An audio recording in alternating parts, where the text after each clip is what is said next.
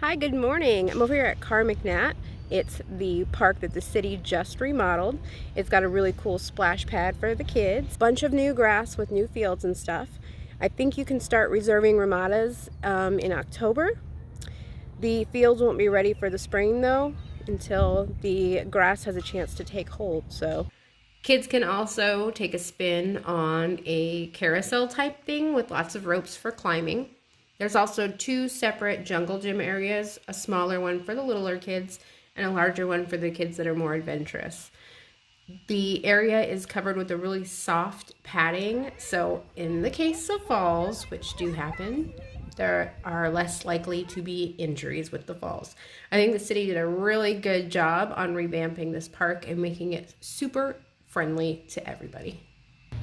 Also, new playground equipment. Jonathan tested it out the other day. The grand reopening was last night, but it's open for everybody today, and it is not that busy yet. It's very cool.